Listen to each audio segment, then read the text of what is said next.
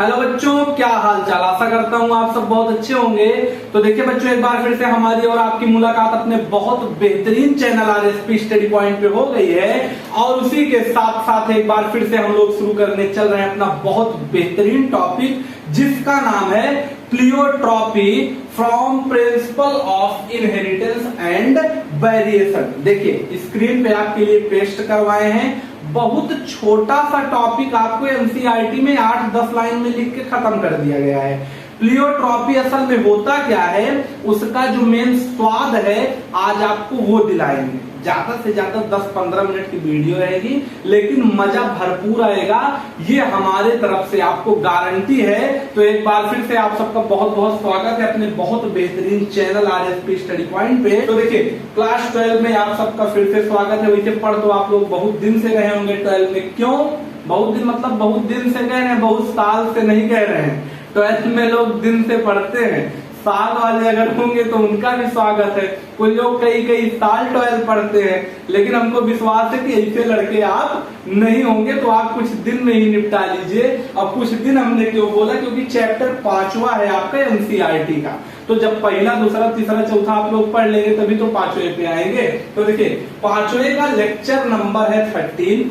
बाकी लेक्चर कहाँ मिलेंगे, ऊपर आई बटन है, नीचे पूरा डिस्क्रिप्शन है प्लेलिस्ट में। मतलब डिस्क्रिप्शन में प्लेलिस्ट दिया गया है आपको, और उसका लेक्चर वाइज अपलोड है। जैसे ही आप लोग डिस्क्रिप्शन में जाएंगे वहां पे आपको पूरा प्लेलिस्ट है, प्लेलिस्ट को टच करिए, पूरा सीरीज आपको इसका खुल के मिल जाएगा। ठीक, फिर देखिए इसमें क्या है भैया, प्लियोट्रॉपी बहुत बेहतरीन, बहुत ज्यादा अच्छा, मतलब सबसे सरल अगर इस चैप्टर का कोई टॉपिक है तो वो है प्लियोट्रॉपी।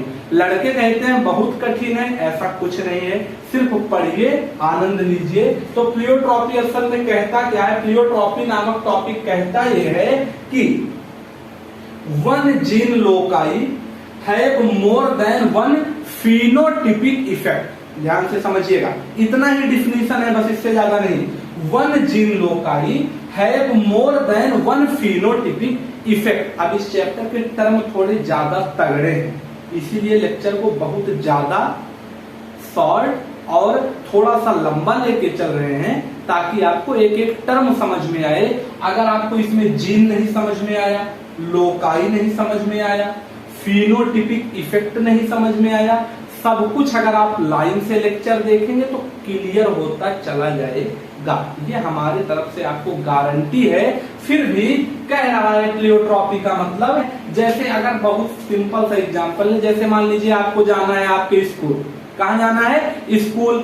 स्कूल जाते समय आपको रास्ते में 3 काम है। कौन कौन सा काम है भैया, सबसे पहले घर से निकलना है तो आपको अपने एक दोस्त के घर जाना है जो आपकी कॉपी लेके गया है। दूसरा चीज क्या है, कॉपी लेके उसके बाद में आपको एक दूसरे दोस्त के यहाँ जाना है जो आपके साइकिल से रोज बैठ के स्कूल जाता है, आपका लंगोटिया यार है वो। और उसके बाद तीसरा स्थान क्या है, तीसरी जगह आपको पहुंचना है स्कूल। कहाँ पहुंचना है, स्कूल। लेकिन अपने घर से स्कूल जाएंगे कैसे, अपने साइकिल से ना।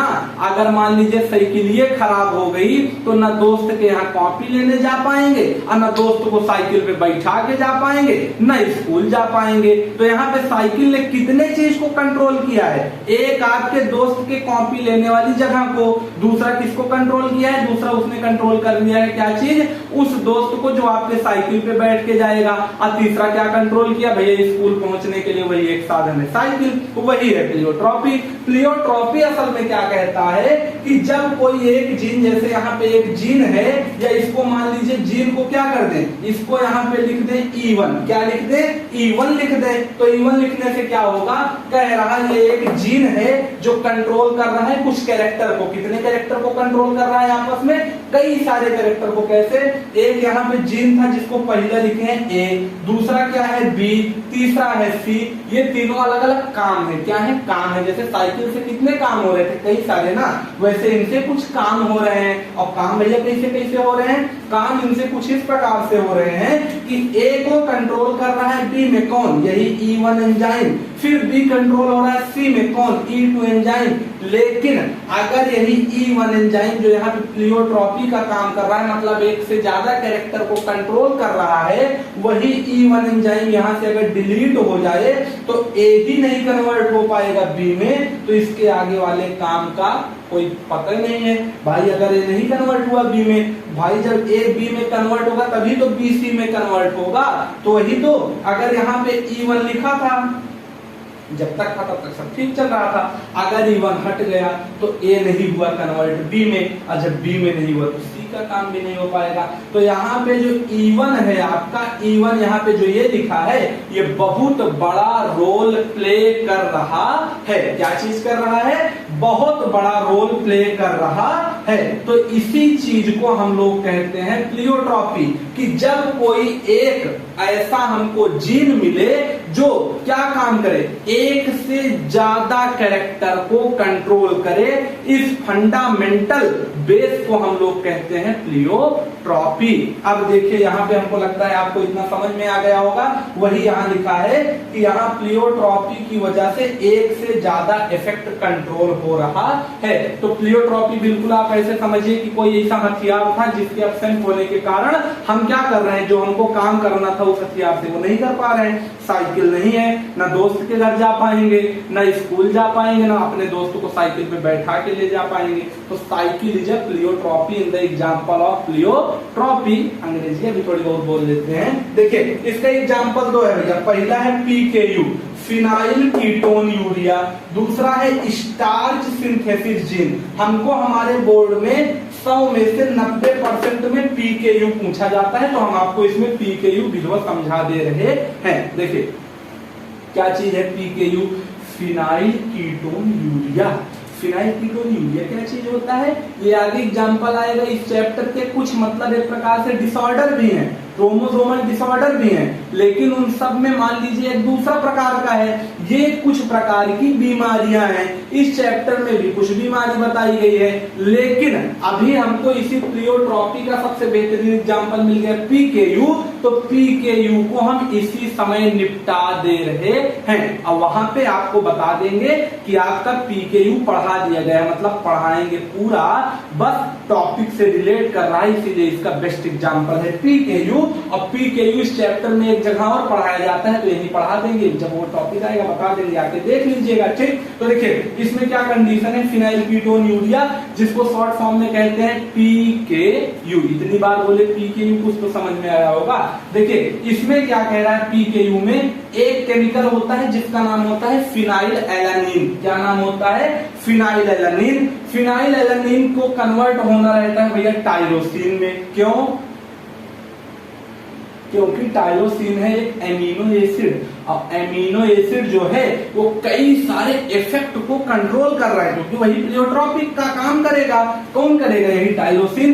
कितने काम को कंट्रोल कर रहा है? यही T3 और T4 हार्मोन को बना रहा है, यही मेलानिन को बना रहा है, यही डोपामाइन को बना रहा है, यही एड्रेनालिन को बना रहा है।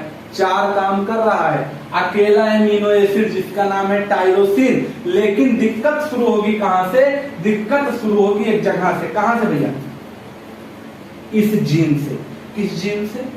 फिनाइल एलानिन को टायरोसिन में कन्वर्ट होने के लिए एक चीज की जरूरत है। किस चीज की जरूरत है?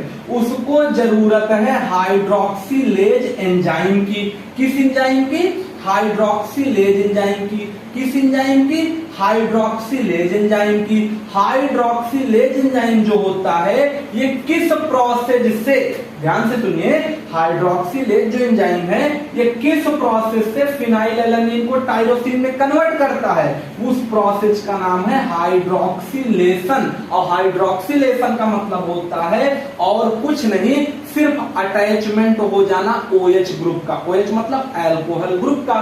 तो जब भैया हम क्या काम करेंगे, फिनाइल एलानिन के साथ OH ग्रुप को जोड़ देंगे, जैसे जोड़े वैसे इतना पार्ट क्या हुआ, इतना पार्ट तुरंत कन्वर्ट हो गया टायरोसिन में। वही यहां भी लिखा है कि जब फिनाइल एलानिन का हो जाएगा हाइड्रोक्सिलेशन, मतलब इसके साथ OH ग्रुप जुड़ जाएगा, OH ग्रुप ऐड हो जाएगा, तब ये कन्वर्ट हो जाएगा टायरोसिन में। तो कंडीशन क्या होगा, जैसे टायरोसिन में कन्वर्ट होगा ये चारों काम होना शुरू हो जाएंगे जो हमारे बॉडी के लिए बहुत जरूरी है। लेकिन बात कहां फंसी, बात ये फंसी कि अगर यही हाइड्रोक्सिलेज एंजाइम ना मिले तो, अगर यही हाइड्रोक्सिलेज एंजाइम नहीं मिलेगा तो फिनाइल एलानिन जो है उसके पास OH ग्रुप नहीं जा पाएगा, OH ग्रुप नहीं ऐड होगा तो ये टायरोसिन में नहीं बदलेगा, टायरोसिन में नहीं बदलेगा, ये सब काम होना बंद हो जाएंगे।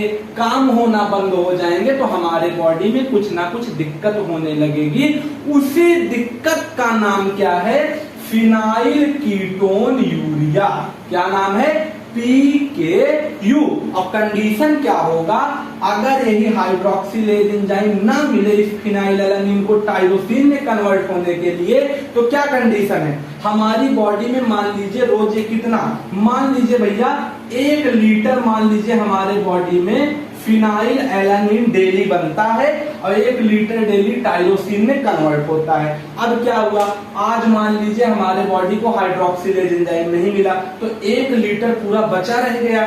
कल फिर 1 लीटर बना क्योंकि रोज बनना है, परसों फिर 1 लीटर बना, नरसों फिर 1 लीटर बना, अब कन्वर्ट हो ही नहीं पा रहा है। नहीं कन्वर्ट होगा तो यही जो फिनाइल एलानिन है, इसमें जो एलानिन है ये कन्वर्ट किसमें होने लगेगा, फिनाइल एलानिन का जो सिर्फ एलानिन है ये कन्वर्ट होने लगेगा कीटोन बॉडी में। किसमें, कीटोन के छोटे छोटे टुकड़ों में। और वो कीटोन के टुकड़े जाएंगे हमारे बॉडी के किडनी के पास और कहेंगे हमको फिल्टर कर दो।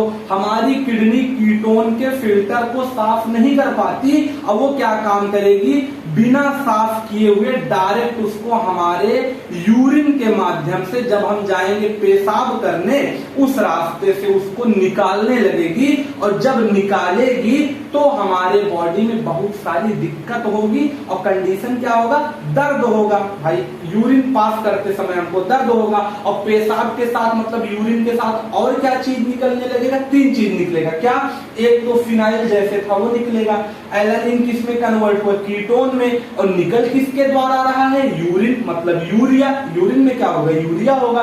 तो वही तो नाम है, फिनाइल जैसे था वैसे है, एलानिन कन्वर्ट हो गया कीटोन में तो कीटोन, और निकल किसके द्वारा रहा है, यूरिन में, यूरिया निकलता है। तो हमको लगता है आपको नाम क्लियर हो गया, फिनाइल कीटोन यूरिया। कि अगर फिनाइल एलानिन जो है वो ना कन्वर्ट हो पाए टायरोसिन में तो पहली बात ये चारों काम रुक गए। इसीलिए यहाँ पे प्लियोट्रोपिक जीन का काम कौन कर रहा है, यही हाइड्रोक्सिलेज एंजाइम। क्यों, अगर ये नहीं काम कर पाएगा तो इससे कई सारे काम होना बंद हो जाएंगे। अब प्लियोट्रोपी का मतलब भी यही है कि जिसके एब्सेंस से कई सारे काम होना बंद हो या जो एक से ज्यादा कैरेक्टर को संभालता हो। यहाँ अगर टायरोसिन बनाया तो चारों चीज काम किए, नहीं बनाया तो नहीं किए। तो ये है हमारा पूरा टॉपिक प्लियोट्रोपी। छोटा सा इसके बारे में लिखे हैं, जितना भी बताए कि अगर आपका हाइड्रोक्सिलेज का लेवल बॉडी में डिक्रीज होगा मतलब ये एंजाइम नहीं मिलेगा, फिनाइल एलानिन बॉडी में इंक्रीज होगा, ये आएगा हमारे यूरिन में, जिससे हमको क्या होगा, किडनी हमारी फिल्टर नहीं कर पाएगी और एलानिन को डायरेक्ट कीटोन में कन्वर्ट करके फिनाइल के साथ कीटोन को हमारे यूरिन के द्वारा निकालने लगेगी। इसी बीमारी का नाम है फिनाइल कीटोन यूरिया। और लास्ट में देखिए कह रहा है इससे कुछ दिक्कत होगी। पहली चीज, हमारा दिमाग हमेशा मतलब सिर उर दर्द होगा, कुछ समझ में नहीं आएगा, मेंटल रिटार्डेशन हो जाएगा, सिर उर दर्द होगा। और दूसरा, हमारे हेयर का कलर और स्किन का कलर धीरे धीरे कमजोर पड़ने लगेगा। मतलब इसमें देखिए 2 चीज लिखा है, एक चीज लिखा है T3 एंड T4 हार्मोन जो कंट्रोल करता है, उसका क्या मतलब है, thyroxine. Thyroxine hormone thyroid gland से निकलता है, वो काम करता है, ये नहीं निकलेगा। दूसरा चीज मेलानिन। मेलानिन एक ऐसा हार्मोन है जो हमारे बॉडी में कलर प्रोवाइड करता है। क्या करता है, कलर प्रोवाइडिंग हार्मोन है भैया। डोपामाइन, इसी को हम लोग कहते हैं हैप्पी हार्मोन। हैप्पी हार्मोन मतलब जो हमारे बॉडी में हम लोग जब खुश रहते हैं तो डोपामाइन ये निकलता रहता है। और चौथा है एड्रेनालिन। एड्रेनालिन मतलब होता है भैया एक प्रकार से आप लोग कह सकते हो कि हमारे बॉडी में जितने भी तुरंत वाले काम होते हैं, एक्शन वाले काम होते हैं, उसको कंट्रोल करता है। जैसे पीछे कुत्ता पड़ गया तो भागना पड़ेगा ना उससे बचने के लिए, कि कहेंगे आओ कुत्ता काट लो जितना काटना हो, नहीं भागेंगे ना। तो इसको कहते हैं एक्शन हार्मोन, जो कि एड्रेनालिन एड्रीनल ग्लैंड से निकलता है एड्रीनलिन हार्मोन। और एड्रीनल ग्लैंड हमारे दोनों किडनी के ऊपर सिचुएटेड होती है, इसको कहते हैं एक्शन हार्मोन। तो हमारे हिसाब से इससे बेहतरीन हम नहीं समझा सकते, और हमको लगता है आपको समझ में आ गया होगा। ऐसी ही नॉलेजेबल वीडियो हर लेक्चर में आपके लिए दे रहे हैं, जितना मेहनत है सब लगा के सब झोंक झांक दे रहे हैं। आपको एक काम करना है, चैनल सब्सक्राइब करना है, जितने दोस्त हों आपके सबके पास शेयर कर दीजिए जो आपके इंटर में पढ़ने वाले हो। बस यही आपसे उम्मीद है। मिलेंगे नेक्स्ट लेक्चर में, तब तक के लिए ओके बाय।